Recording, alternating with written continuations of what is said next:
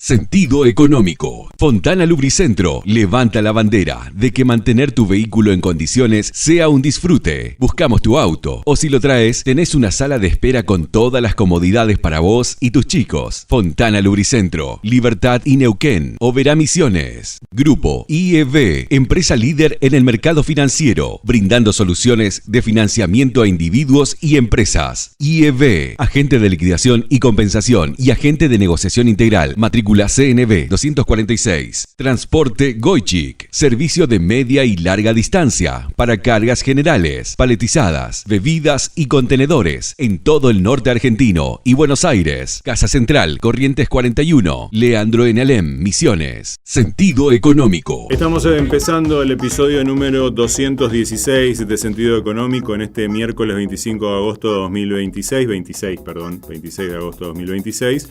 Lo ubicamos siempre temporalmente para que, bueno, también esto sea una especie de disclaimer respecto al contenido que vayamos a abordar con nuestro entrevistado del día. Antes de presentarla, porque es una mujer de las finanzas, que es un tema interesante ya de por sí también al ser mujer, mencionamos un poco de dónde venimos, ¿no? Porque la semana pasada, por ejemplo, estuvimos charlando con Pedro Ciaba Serrate de PPI, pero bueno, vamos a cambiar el plano del análisis. En ese momento, en ese diálogo, en esa charla, estuvimos hablando con Pedro sobre cómo el mercado le pone precio al riesgo argentino.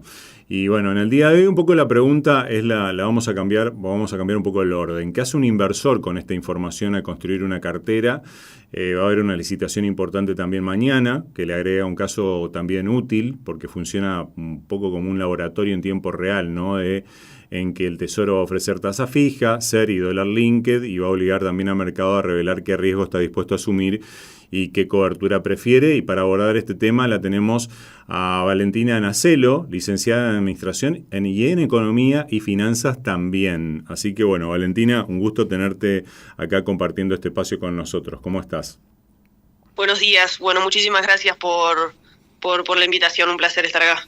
Bueno, Valen, tenés 2 licenciaturas. Me contabas un poco antes de que arranquemos con el contenido de que, bueno, tuvo, digamos, un poco superpuesto el estudio de una con la otra, pero después tuviste un desarrollo un poco más amplio en cuanto a tiempo, hasta que obtuviste la segunda licenciatura. ¿Cómo fue?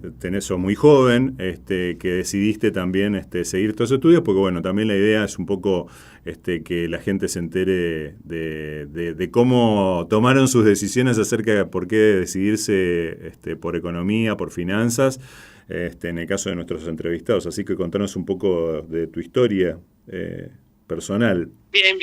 Perfecto. Sí, yo no nací en hacer muy larga, yo en realidad soy de Tandil, arranqué el primer año, los arranqué allá en la facultad de la UNICEN, que tiene licenciatura en Administración y tiene Economía Empresarial, entonces ahí empecé a conocer un poco la dinámica, más que nada, yo sabía que me gustaban los negocios, pero la verdad que no conocía bien la parte económica y financiera.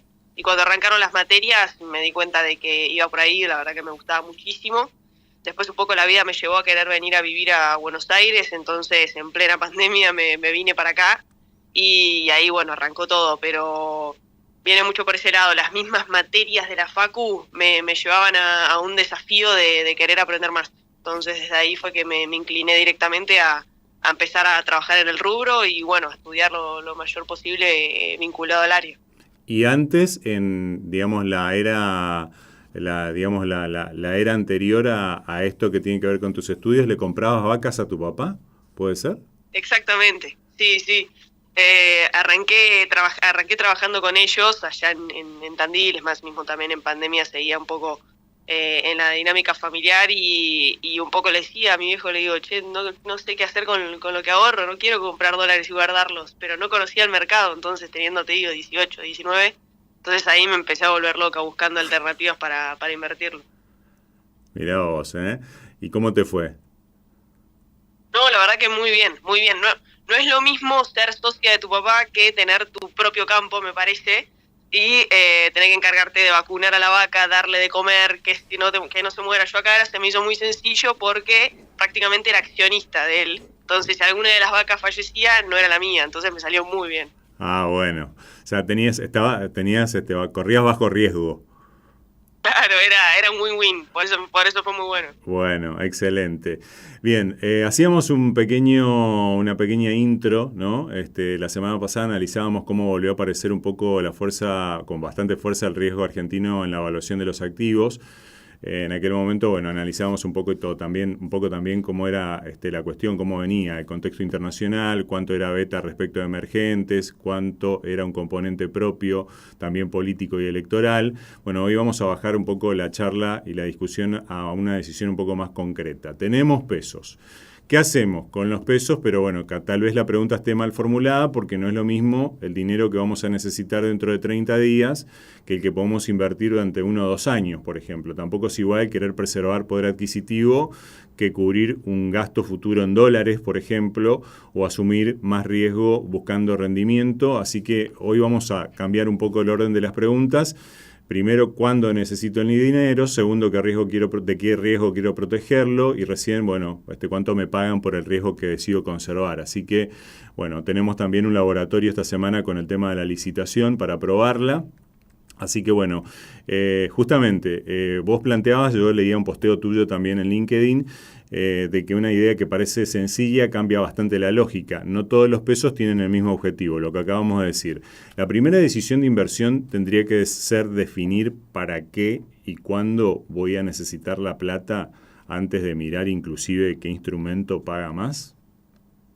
Sí, exactamente. Yo creo que en este momento en el que estamos ahora, me parece mucho más importante que vos puedas priorizar el objetivo que estás buscando con los pesos que intentar calzar el mayor rendimiento posible, porque creo que hoy el riesgo y la incertidumbre te puede llegar a jugar una mala pasada si pensás en un plazo mediano de tiempo. Por ahí si te vas muy a la larga, bueno, eso puede llegar a darte un resultado positivo, si lo pensamos ya, más bien te digo, a más de un año, pero con toda la dinámica que vamos a atravesar de acá hasta los próximos 12, incluso 14 meses hasta elecciones, yo creo que hay que priorizar el motivo por el cual vos estás buscando tener pesos en cartera.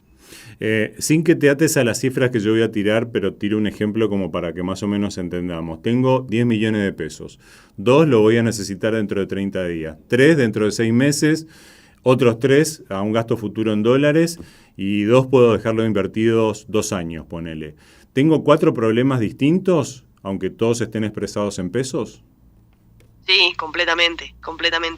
Yo siempre por ahí destaco que cuando vos necesitas liquidez en un plazo menor a 30 días, yo por ahí hoy no me hago mucho enrosque en buscar algo completamente complejo, sino que por allá directamente una cuenta remunerada es muy bajito, ¿no? Estamos hablando de un 20% de TNA aproximadamente. Bueno, semana pasada tuvimos una situación distinta con más revuelo de tasas, pero venimos más o menos hablando de una tasa efectiva mensual del 1,6.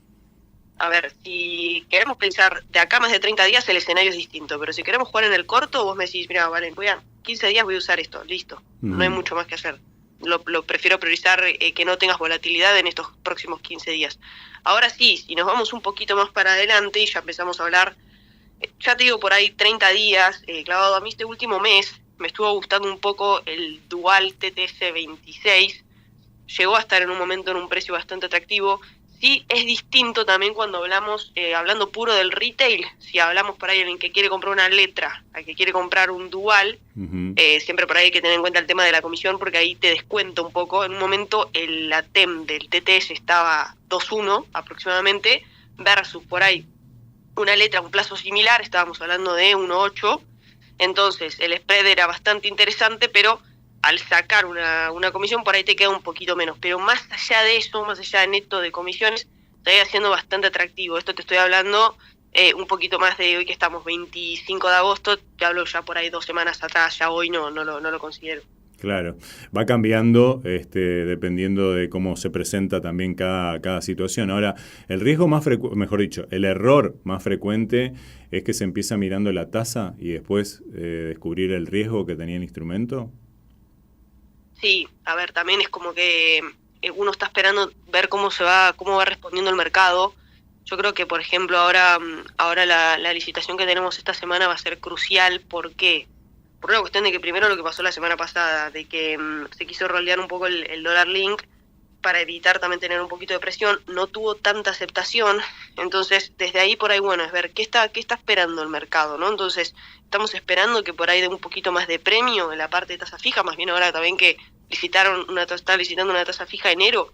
Entonces digo, bueno, a ver, hay que pensar en que probablemente tengas que dar un poquito de premio si pensamos que también la inflación del mes de diciembre siempre suele ser un poquito más compleja. Entonces, desde acá yo creo que va a ser crucial, porque puede ser que empecemos a ver un poquito más de suba de tasas. ¿Para qué? Para que se empiece a contener un poquito más el dólar. Uh-huh. Si bien vamos a hablar al final, digamos, de la conversación de tema de cartera, ¿no? Pero una cartera bien construida empieza buscando rendimiento o identificando las necesidades y los riesgos. No, completamente identificando necesidades. Sí. Completamente por ahí. Sí, porque si no, nos podemos cometer una equivocación, en definitiva. Podemos terminar comprando algo que no termine siendo funcional a nuestro objetivo, ¿no? Exacto. Te voy a dar un ejemplo. Yo trabajo mucho con los fondos comunes de inversión, y en una época que fue la época electoral, 2023, muchos fondos por ahí tenían rendimientos muy, muy buenos. Cuando me ponía a ver las carteras de los fondos T+1, los fondos T+1 se los caracteriza aquellos que se distinguen del T+0, ¿no? Del money market. Entonces, el T+1 por lo general tiene una duration cortita, de no más de 30, 40 días, y más o menos te hace una diversificación de bonos cortitos. Y había uno en particular que se súper destacaba, que por ahí a simple vista, uno como asesor mirando el rendimiento y sin mirar lo que tenía en cartera, decís, listo, me voy a de cabeza porque le sacó un montón de puntos al resto. Cuando mirabas lo que tenía G38, AL30, te hablo en pleno 2023. Uh-huh. Entonces sí, el rendimiento del fondo era espectacular, pero ahora, para un cliente que realmente iba a necesitar la liquidez en 30 días, yo si lo ponía ahí y algo salía mal, le iba a jugar en una muy mala pasada. Entonces, desde ahí es donde es muy importante ver que el rendimiento no es superior a la necesidad. Y contar con un asesoramiento profesional, ¿no? Sí, más que nada ahora que el que necesita realmente hacer ese uso de dinero, no hay que estar muy al día a día. Hoy yo creo que es algo que es muy de la diaria, y aquel que por ahí está ajeno al sector realmente se puede encontrar en una situación un poco más de mucha incertidumbre. Bueno, ya más o menos nos contestabas qué nos va a decir la distribución de la demanda ahora de esta licitación sobre el riesgo que más preocupa al mercado, ¿no? Por ahí exigir a unos rendimientos un poco mejores digamos, a lo más corto. Pero hay una comparación ahí también en lo que tiene que ver con la licitación. Hay, por ejemplo, una LECAP y una LECER que vencen el mismo día, el 29 de enero de 2027. La relación entre la tasa a la que corte la LECAP y la TIR y el precio, digamos, de la LECER nos va a permitir leer ¿qué? Digamos, una inflación implícita o al menos el precio relativo que el mercado le asigne a fijar una tasa para cubrir inflación, por ejemplo. Yo creo que debería salir con un poquito de premio a lo que se prevé de inflación. Si estamos especulando que la inflación para diciembre esté más o menos, a ver si no tenemos mucho lío internacional que por ahí nos afecte por petróleo, pero ya que por ahí no es algo muy, muy grave, por ahí no deberíamos estar entre 1,8 y 2, más o menos para diciembre. Entonces para enero como mucho, yo creo que puede ser que esté cortando en una tasa efectiva mensual del 2%. Uh-huh. Entonces desde ahí le das ese atractivo, más bien que el bono ser a diciembre. No me disgusta. El tema es que si vos tenés un arrastre a enero, si vos tenés un arrastre inflacionario en diciembre, no te lo llega a captar en esa fecha. Entonces quedás medio corto, y por ahí me inclinaría incluso a entrar por ahí. Sí, habría que verlo y tantearlo, pero por ahí sí ves que se puede llegar a tener apenitas un poquito de premio. Prefiero incluso quedarme con la LECAP y estirarme un poquito más al ser de marzo. Uh-huh. Y en lo que se refiere a los bonos, hay un dólar linked también, a octubre. Si el escenario base sigue siendo de administración de tipo de cambio como se vino dando hasta estos momentos, inclusive hubo una pequeña liberación en estos últimos días, ¿cuánto de la demanda puede expresar no una expectativa de evaluación, pero sí una necesidad de seguro eventualmente frente a que el proceso político en una de esas empieza a meter un poco de ruido en el escenario? La curva dólar link es impresionante, yo la estaba mirando porque fíjate que todo lo que es octubre tiene una TIR del 14%, ahora si no me equivoco, y si te vas para marzo te vas ya al 4% de TIR. Entonces, el mercado no pricea que el dólar vaya a subir ahora en el corto plazo. El tema es cuánto realmente es la capacidad que uno tiene para sostenerlo. Mismo también lo comparo con la curva de futuros. La curva de futuros a octubre te está priceando más o menos que el dólar hasta de acá a octubre te va a subir 1,6%. Eso anualizado, hablamos de esto de un 21%. Uh-huh. Entonces, también yo creo que puede ser acertado, pero seguimos quedando muy atrás. Yo lo que pienso es, está perfecto lo que ve el mercado hoy, pero ¿realmente van a sostener y van a evitar que toque los 1.600 para diciembre? Desde ahí es donde me surge la duda y me parece que en algún momento esa bomba es una bomba que puede llegar a estallar. Porque tampoco conviene que quede tan relegado de inflación, ¿no?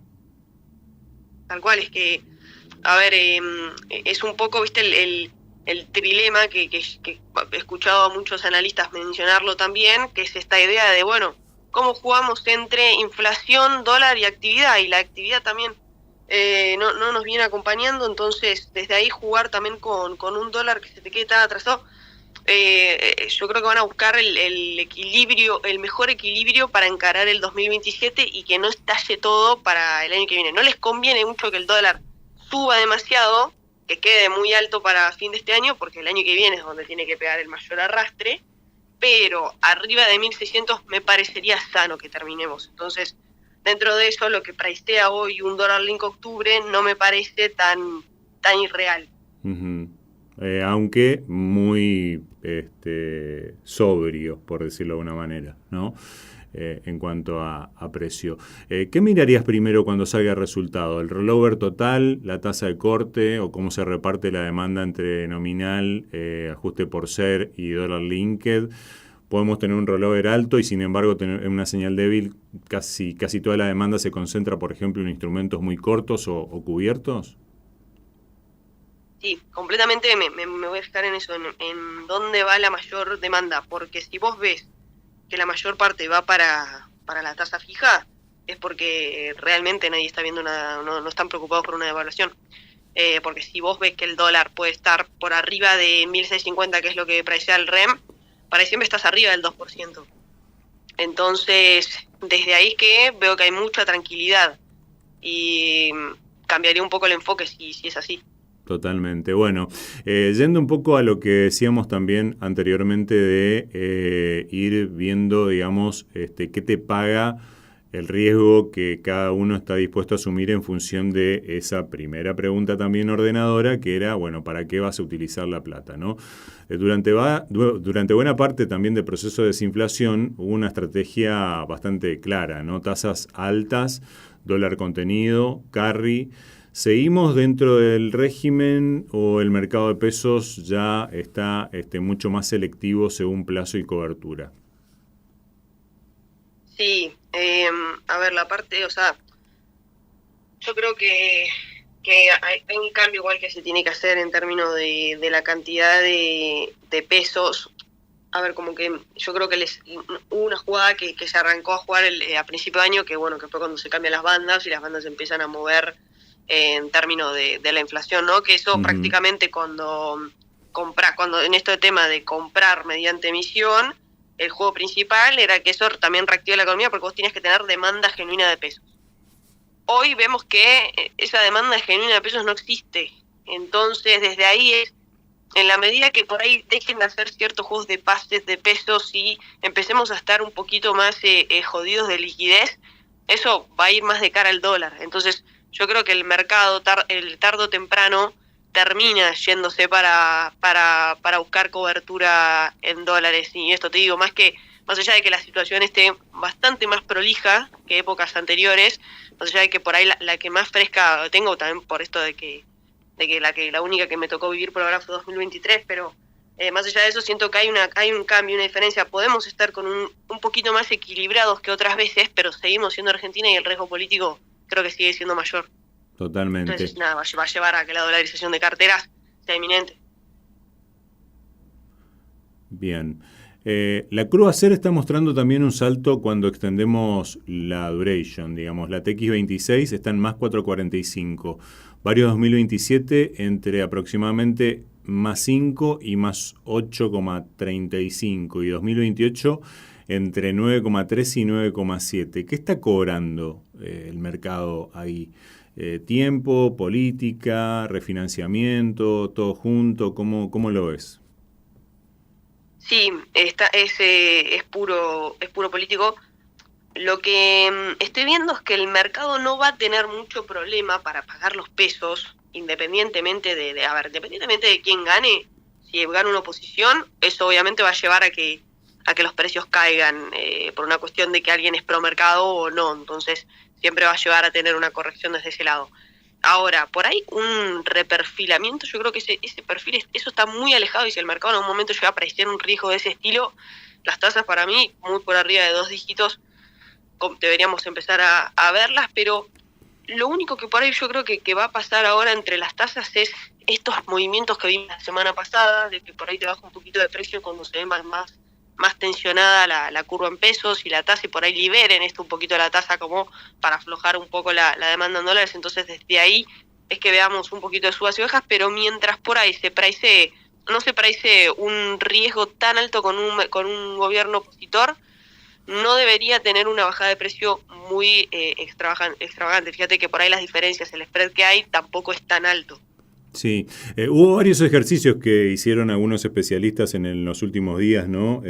Planteando escenarios de riesgo país de 800, un intermedio, una elección empantanada, o de un triunfo opositor con riesgo país en 2000 y 2000, o entre 2000 y 2500 de nuevo. Y ni siquiera ahí, digamos, señalaban estos especialistas, iba a haber, digamos, una cuestión de un estrés monetario, porque, bueno, está, digamos, el programa ya prevé, digamos, financiamiento también para todo lo que viene, a pesar de que, bueno, también el año que viene va a ser bastante exigente. ¿Cómo ves vos un poco esos ejercicios que son un poco, digamos, el antieconomista? Porque siempre hablamos con los entrevistados, ¿no? Y nosotros les queremos arrancar, a lo mejor de manera un poco tramposa, planteando preguntas un poco rebuscadas para ver, bueno, qué va a pasar con el dólar, con la inflación y qué sé yo, pero no sé, ¿cómo viste vos? Si es que le prestaste atención un poco, digamos, a esos ejercicios que se fueron haciendo, que me parece que, bueno, un poco coinciden con este análisis que vos estabas describiendo, ¿no? Sí, me parece, en cierto punto es un poco divertido, y en cierto punto también te asusta. Sí.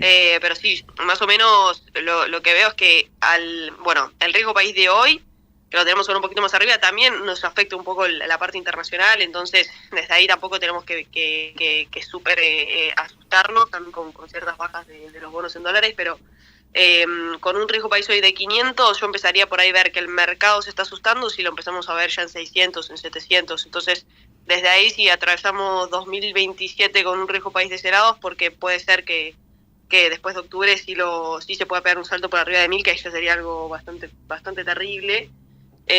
Por el lado de los dólares, yo creo que por ahí hay que ver, mira, si vos ves el tramo de los tramos de vencimientos, uh-huh, están muy tranquilos para todo lo que es hasta las elecciones, están muy tranquilos. Entonces, ¿eso qué va a implicar? Que vos en el momento de que tengas corrida, no tengas que salir desesperado a ver cómo solucionás ese exceso de demanda. Entonces, desde ahí, si tenemos más o menos una demanda como pasó el año pasado, eso va a generar presión, porque la demanda que tuvimos de dolarización de carteras en 2025 fue si no me equivoco, fue un 50% del M2, y en promedio siempre suele estar alrededor del 25%. Entonces, si vemos lo mismo que pasó el año pasado, eso va a generar presión, va a subir el tipo de cambio, pero si suele ser menor a eso, vamos a tener presión obviamente, pero va a ser bastante menor y podemos estar mucho más tranquilos. Entonces eso puede generar también más equilibrio, que yo la verdad lo veo más bien inclinado por ese lado. Uh-huh. Ahora, si ya después ya pasando eso, bueno, ahí sí va a ser, yo creo que una estrategia en donde se busca la reelección y el roleo. Y ahí es donde va. Si ese roleo no existe, bueno, ahí es donde podemos llegar a tener más complejidad. Claro, se puede empezar a poner mucho más complicado. En cuanto al carry, la pregunta ¿cuál es la correcta? Si es que hay una sola, ¿no? Si el dólar va a subir o cuánto puede subir antes de destruir, digamos, el escenario de quiebre que plantea también con respecto al tipo de cambio el carry. El carry yo lo veo un poco peligroso cuando juegas esto, pura y exclusivamente como especulativo. Por esto, porque un factor también que miro es la brecha que por ahí que hay entre el MEP y el oficial. Claro. Hasta qué punto por ahí lo dejan, ¿no? Entonces, hoy más o menos llegamos a estar en una brecha que apenas pasaba el 1%, entonces ahí más o menos estamos bien, pero ya si esa brecha empieza a ser mayor, bueno, yo creo que ahí el riesgo también empieza a ser bastante más elevado. No creo que dejen de que el oficial realmente quede muchísimo más abajo, porque las expectativas de por ahí algún salto, que son, la verdad que no lo vimos en este gobierno, por ahí es bastante bajo, pero si vos más brecha tenés, eso también va a generar un poquito más de ruido tarde o temprano. Bien, y ya entrando un poco, digamos, en también otro bloque que es el del SER, tasa real, mark to market también y riesgo de duration. A veces comprar SER se interpreta como que uno apuesta a una aceleración de la inflación, pero puede ser también otra cosa, de que yo como no sé cuál va a ser la inflación y prefiero asegurar mi inflación más una tasa real, esta sería, digamos, la mejor manera de entenderlo, como para también dejar un concepto para que entienda por ahí alguien que está queriendo empezar con una inversión, está queriendo tener, digamos, un mínimo conocimiento de esto, sepa cómo verlo.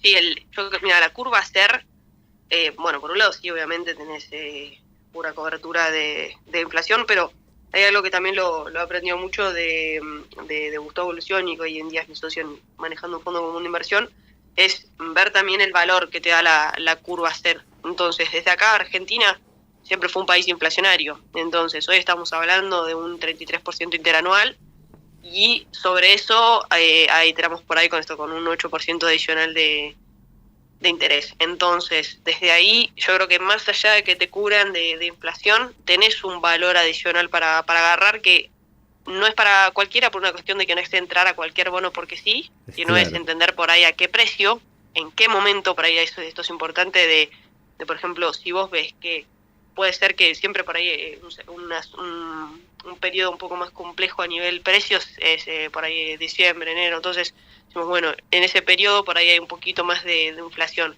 ¿En dónde se va reflejado? Bueno, lo vamos a ver reflejado más bien en febrero, marzo. Desde ahí en donde decís, bueno, me posiciono hoy a marzo con una tasa, una TIR del 5%, que es un bono que es relativamente corto. Bueno, estás buscando cobertura, pero más allá de eso estás teniendo un sentido, una estrategia del por qué te colocás. Claro. Entonces me parece que hay todavía mucho tiempo para poder todavía sacarle rédito a la curva SER.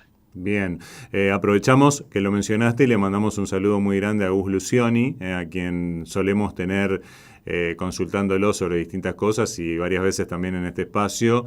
Un gran profesor, también aparte.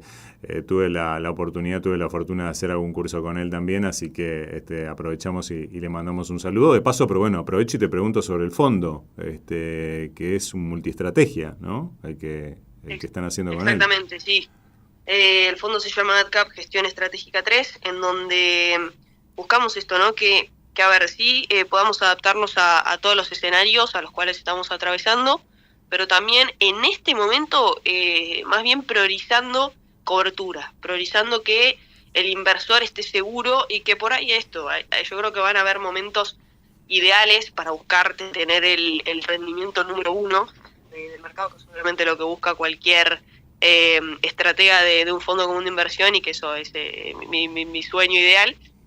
Pero por ahí lo que busco hoy es que el que entra por ahí pueda tener cobertura inflacionaria, cobertura del tipo de cambio, algo de estabilidad también con un poquito más de tasa fija, de duales. Entonces, desde ahí es tener una visión macro de todas las posturas, de todas las curvas, y poder ir adecuándonos según cómo se va moviendo el mercado.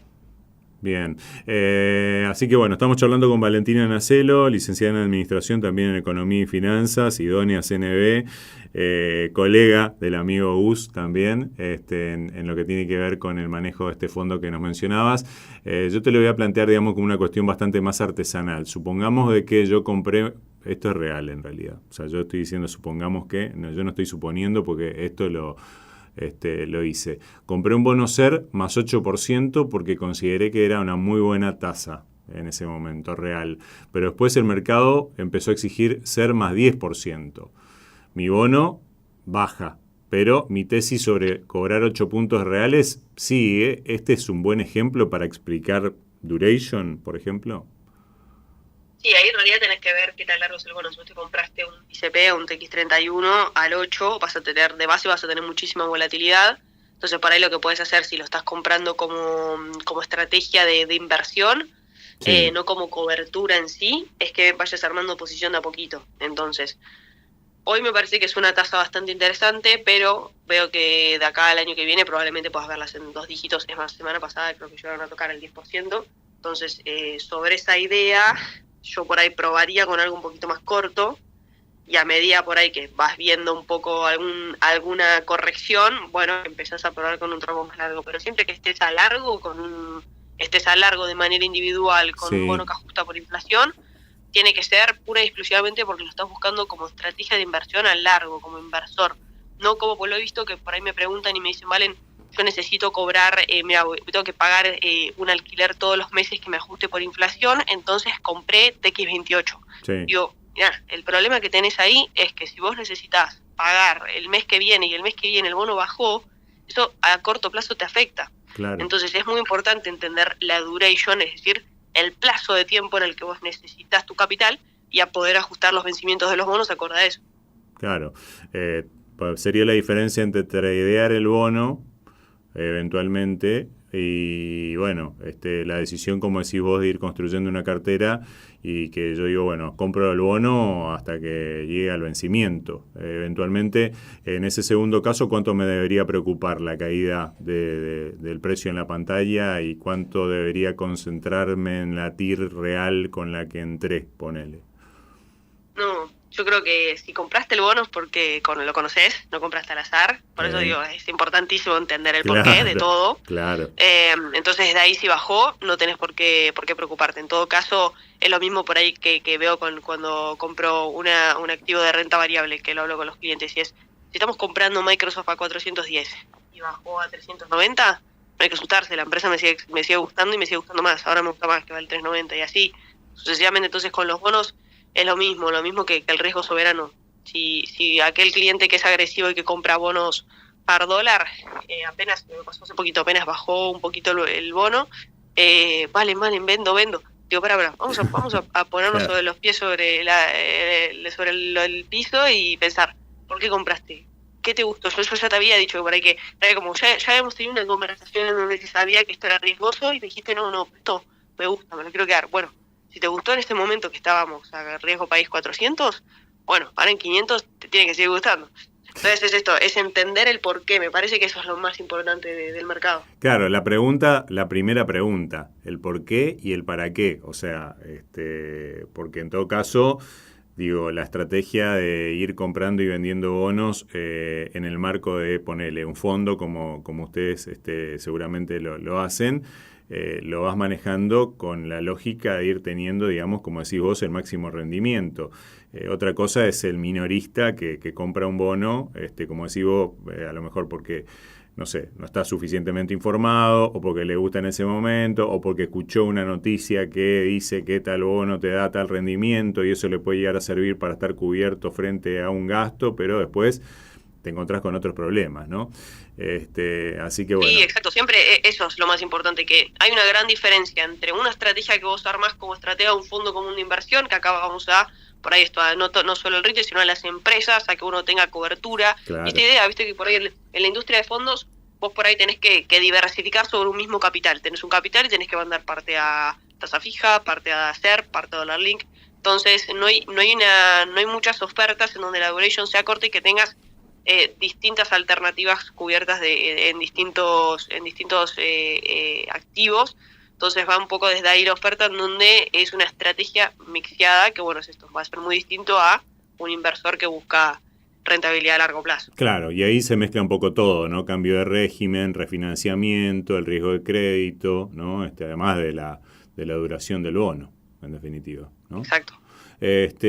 ¿Cuánto rendimiento adicional debería exigir el inversor para pasar de un ser corto a uno que atraviesa a 2027? Yo creo que estamos hablando a nivel interanual. Mirá, tendría que ver a cuánto están porque tenemos que ver en TIR. Bueno, yo creo que arriba del 8% de TIR ya me empieza a parecer razonable. Uh-huh. Y como decís vos, depende para qué uno construye, digamos, una estrategia de inversión, a la hora de tratar de distinguir cobertura cambiaria oficial de cobertura patrimonial también frente a la dolarización financiera, porque bueno, hay bonos que te cubren por dólar oficial, no te cubren el riesgo brecha, ¿no? Por ejemplo, Tamar permite acompañar la tasa que pagan los depósitos mayoristas. ¿Para qué escenario tendría sentido, por ejemplo, incorporar un bono que ajusta por esa tasa a una cartera? La tasa de Tamar la tasa de Tamar a mí me gusta bastante porque tenés un promedio aritmético desde el momento que se emite hasta el vencimiento. Entonces, desde ahí, el momento con los Tamar que vemos hoy, con los duales en realidad que vemos hoy, cuando arrancaron del año pasado hasta ahora hubo mucho cambio, entonces arrancaron con una tasa muy alta y eso generó que el rendimiento sea muy bueno. Ya hoy es distinto el escenario porque arrancamos con una tasa que es menos prometedora, pero ¿por qué me gusta un poco, por qué me gustaría tener, por qué también tengo un poco de Tamar en cartera?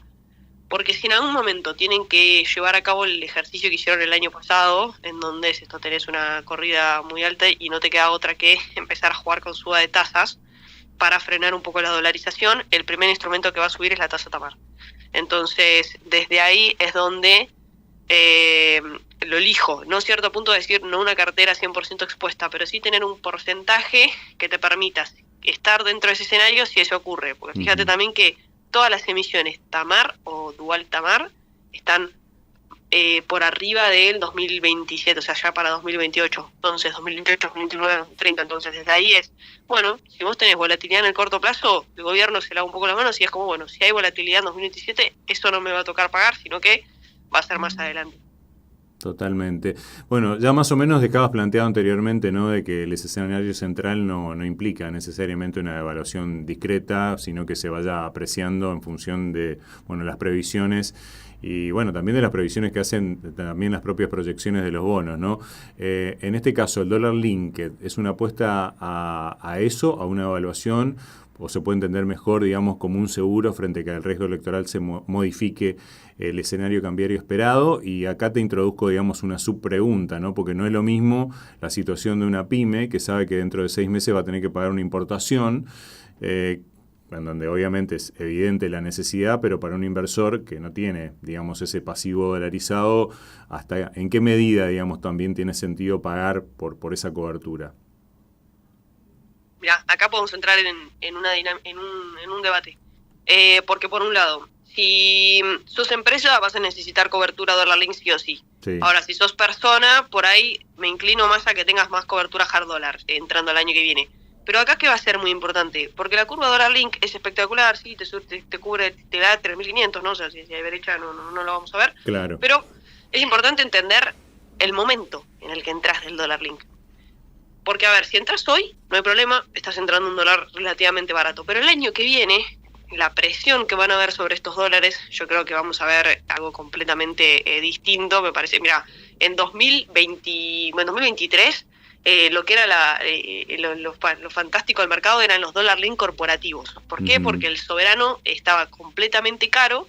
No había tantas emisiones, había bastantes emisiones, sí, pero por ahí era esto, estaba carísimo. Entonces, si vos entrabas, por ejemplo, un fondo buscando cobertura cambiaria, al momento que vos entrabas, ya estaba completamente preciada una devaluación. Entonces, el bono no te cumplía en ningún momento el objetivo por el cual vos lo habías comprado. Entonces, de cara acá al año que viene va a ser, tanto si sos empresa como si sos persona, es ver a qué precio estás comprando el bono y si estás entrando en un fondo también, qué bonos dólar link tiene adentro y si ya están preciados o no. porque desde ahí podés entrar a un instrumento que al final no te está cumpliendo ningún tipo de rol. Claro. Justamente también eso era lo que te quería preguntar, ¿no? ¿Cuánto están precios de riesgo electoral, a tu entender? ¿Cómo es la pregunta? ¿Cuánto están precios, ya el riesgo electoral, está en precios o no? No, todavía no lo veo. ¿No? Porque también en todos los casos de los tipos de bonos aparece siempre 2027, ¿no? O sea, y por ahí uno ve, bueno, también a su vez, por ahí un equity un poquito más castigado, en donde parece que ahí sí hay incorporada más una prima de riesgo política, o no. Sí, o sea, está incorporado post elecciones. Yo creo que a ver, vimos mucha incorporación, es como que lo vi durante todo el año, que se adelantó bastante, entonces ahí sí, en cierto punto lo veo, pero siento que puede estar bastante más golpeado el año que viene. Entonces me parece que es esto, no me gusta jugar mucho en el largo, porque podemos incluso agarrar oportunidades bastante más lindas en las correcciones que se puedan ir viendo ya de cara, te digo, por ahí ya de abril para adelante. Y vos, en tu, digamos, planteo profesional y personal, ¿dónde trazás la línea entre premio por riesgo y la trampa de valor en renta fija argentina? Hoy, mira, también te lo digo desde la estrategia que llevo con el fondo, que desde acá es esto de no tener una duration que perjudique al retorno, que desde acá es un año. A ver, hay bonos tenemos bonos largos, por ejemplo, hay TX31, pero es un porcentaje que si tiene una volatilidad excesiva, no me afecta el rendimiento por la duration cortita que tiene el resto de los bonos. Entonces, desde acá es en esta idea en donde trato de concentrar los plazos de vencimiento de acá a, te digo, por ahí estoy más en marzo, en abril, en periodos por ahí que también a medida que vayan venciendo y por ahí se vayan ofreciendo otras cuestiones más cortas, que el mercado va a ir de cabeza, probablemente una cobertura cambiaria o una cobertura de cara a septiembre, octubre, si es que en algún momento se licitan, me gustaría más bien poder entrar ahí. Uh-huh. Bien, y saliendo un poco de los soberanos, vos también venías mostrando o siguiendo alternativas fuera del soberano, ¿no? Obligaciones negociables de empresas interesantes que se dedican a distinto tipo de cosas, que tienen que ver con utilities, que tienen que ver con construcción, que tienen que ver con energía, bonos subsoberanos de provincias como Córdoba, Santa Fe, Neuquén. Después también de lo que había sido el upgrade, ¿no? que tuvimos en Argentina, todavía dónde puede quedar valor dentro del crédito corporativo y digamos de los bonos provinciales. Sí, desde acá yo lo que considero es que más allá de que los corporativos por ahí están con tasas bastante más chicas de lo que se emitía hace un año, uh-huh, y que en cierto punto podemos llegar a ver que se emita el año que viene una tasa un poquito mayor. Cuando vos sos más bien por ser conservador, ¿no? Cuando buscas por ahí tener un colchón de cartera, priorizo el flujo de la empresa, de que es una empresa de que venda, de que realmente tenga proyecciones, de que no tenga un nivel de deuda completamente elevado que le pueda llegar a perjudicar en un periodo corto de tiempo. Es decir, el año que viene tenés un desfasaje por ahí en el nivel de dólar, por ahí estás un poco más jodido a nivel precios, o sigue por ahí también este achique de márgenes de las empresas que fue lo que más las perjudicó en 2024 y que por ahí todavía se siguen reacomodando. Entonces por ahí esas empresas que tienen una buena proyección, sí, uh-huh, se acomoda la actividad, sí, se acomoda esto, lo otro, pero que por ahí en este momento no están 10 puntos, esas las dejo en costado y me quedo completamente con aquellas que brinden completamente un colchón de seguridad. Esto quiere decir, te estoy comprando por decirte, un Pampa, un Vista, al 6%, bueno, sí, no va a ser la tasa más atractiva que hemos visto en Argentina, pero claro, me quedo tranquila de que no va a venir Pampa y no va a haber Vista, es decir, te volteo. Total. Y bueno, algo que conforma sumamente a un inversor conservador, ¿no? Ponele. Al margen de que, bueno, también está el tema de que la ON también la tenés que tener, ¿no? No es algo que sí pueda salir a... Es comprarla y tener a vencimiento. Exactamente. Sí, para ese tipo de perfiles que son bien particulares. Claro, pues si la querés vender mañana porque te encontraste con que hubo una mala noticia de la empresa, bueno, ¿no? Y leer bien un poco el prospecto también de la ON, para ver bien qué riesgo estás corriendo, ¿no? Y por otro lado, bueno, también estar sujeto a que en una de esas, bueno, las variables continúen mejorando, porque también pasó de que hubo gente que compró una ON y después resulta que también salió a rescatar esa ON la empresa porque, digamos, se encontró con una alternativa financiera mucho más barata que la del momento en la que emitió esa primera obligación, ¿no? Exacto, sí, el tema del prospecto también es muy importante, no solamente es tener en cuenta la TIR, eso siempre es a destacar que no solamente hay que mirar la tasa interna de retorno, sino también la paridad, también el precio al que estás comprando y en tener en cuenta dentro de lo que es el prospecto, ver cuáles son los parámetros a partir de qué año también pueden salir a rescatar, porque he visto, por ejemplo, en esta 108 de paridad que si por ahí tienen la posibilidad de salir a rescatar en 2027, no vale la pena. Claro. Y en los provinciales, ¿qué variables pesan más a la hora, digamos, de ese análisis que vos planteabas para las empresas también? En los provinciales me gusta todo lo que es por ahí Neuquén y Córdoba por ahí en primera línea y Santa Fe. Desde acá el problema por ahí más que tiene es el tema del volumen, de que por ahí tenés que justo calzar, que alguien por ahí esté saliendo a venderse Claro. por secundario o ver desde ese lado. Tuvo un poquito ahora de compresión el bono de Neuquén que había salido nuevo a 2034, que se había emitido a una tasa por arriba del 7,5 o un 7,5 y lo vi hace poquito ya por 6,5, entonces desde ahí se le fue un poquito ese atractivo adicional que brindaba frente a un corporativo. Pero más allá de esto, para también para que él quiere diversificación y cobertura, me parece que es una buena alternativa. Bien. Y bueno, tema resultado fiscal, deuda sobre ingresos, coparticipación, regalías. ¿Cuánto pesa eso a la hora también de analizarlo, al riesgo subsoberano? Muchísimo.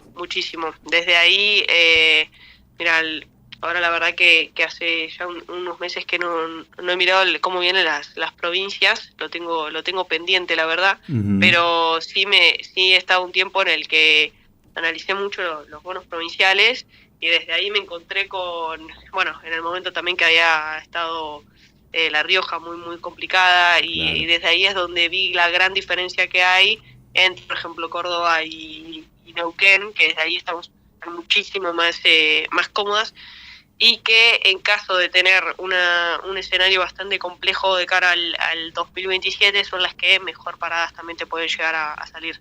Bien, bueno, estamos charlando con Valentina Nacelo, ya estamos llegando al final de nuestra charla. Valentina, te vamos a dejar de robar tiempo, pero bueno, volvamos un poco al planteo inicial de la cartera, ¿sí? Construcción de qué riesgo conservar en definitiva.